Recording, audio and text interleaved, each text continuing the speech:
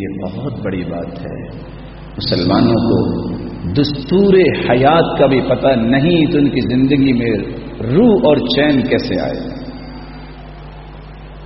Prospects ہاتھ میں آتی ہے، بچے کو ایڈمیشن دلوانا ہے، A to Z، جب تک اس کا اسٹڈی نہیں کر لیتے، ایک ایک شفٹ کو سمجھ نہیں لیتے، فیس دینے کے لیے تیار نہیں ہوتے. اللہ مالک الملک نے دستور حیات بنایا ہے تو قرآن کو بنایا ہے، اور اس قرآن کے پڑھنے میں امت اتنی پریشان ہو گئی ہے. کیسے پڑھیں؟ وقت نہیں ہے، زبان موٹی ہو گئی ہے، زندگی بہت گزر گئی ہے. صحابہ کرام سارے بچے ہی تھے. سیدنا ابوبکر صدیق رضی اللہ تعالی عنہ کی سفید داڑھی نہیں تھی. بتائیے جتنے بقیہ صحابہ تھے وہ کوئی بڑھاپے میں کوئی جوانی میں نہیں تھے. آج امت کو کامیاب تجارت کے پیکج کو حاصل کرنا ہے. شوال کا مہینہ، ملک پاکستان اللہ تعالیٰ اس کی حفاظت فرمائے اور مسلمانوں کی حفاظت فرمائے.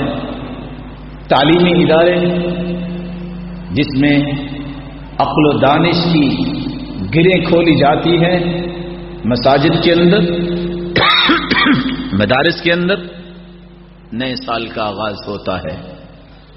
خوش بخت ہیں، بختور ہیں، سعادت مند ہیں وہ لوگ جنہوں نے اپنی زندگی کا سفر شروع کیا تو علم کی پٹری پہ شروع کیا.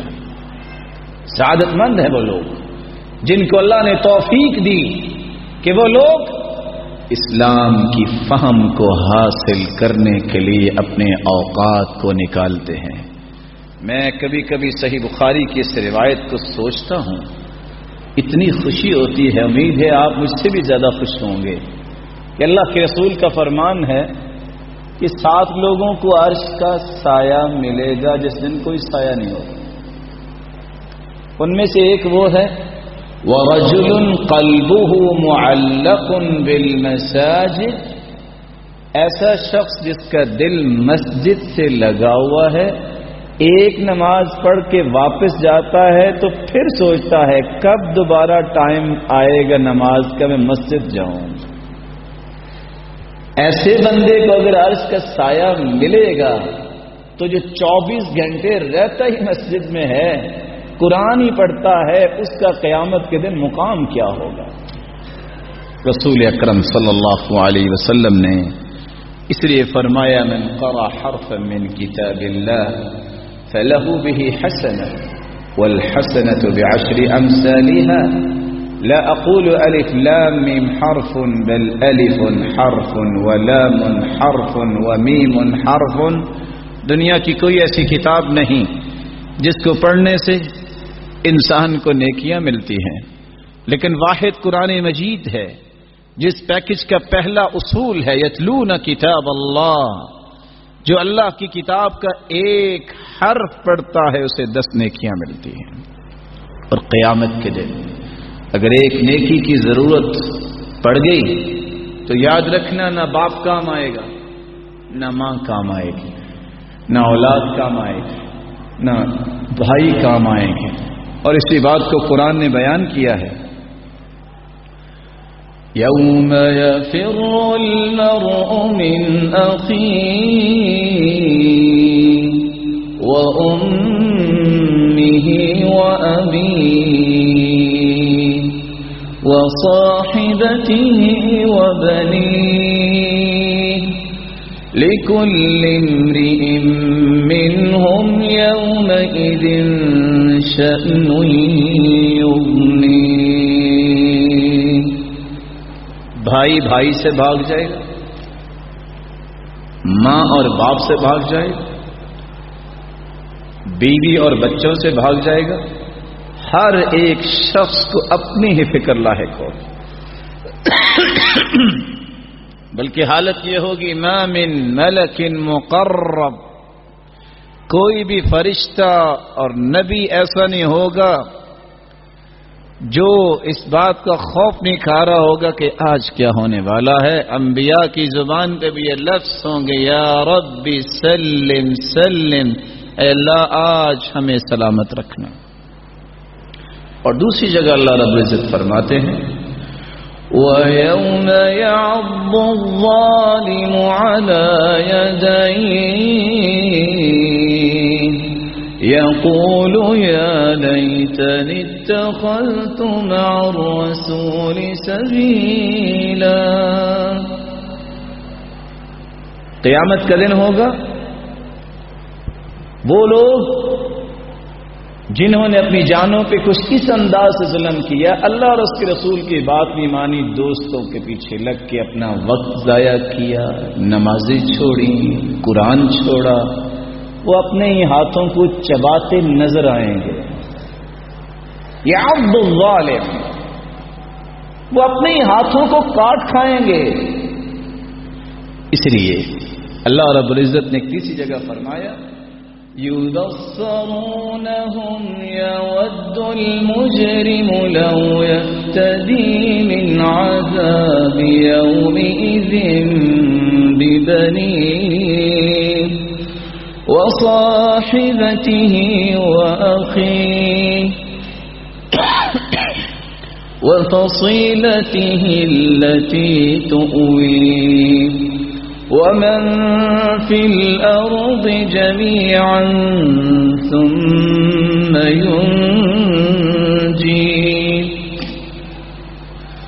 كَلَّا إِنَّهَا لَظَىٰ نَزَّاعَةً لِلشَّوَىٰ تَدْعُو مَنْ أَدْبَرَ وَتَوَلَّىٰ وَجَمَعَ فَأَوْعَىٰ۔ جس نے جہنم نظر آئے گی، مجرم اس وقت خواہش کیا کرے گا؟ اللہ میری اولاد 2 ہے، 4 ہے، 6 ہے، 8 ہے، سب کو جہنم میں جلا دے، مجھے چھوڑ دے۔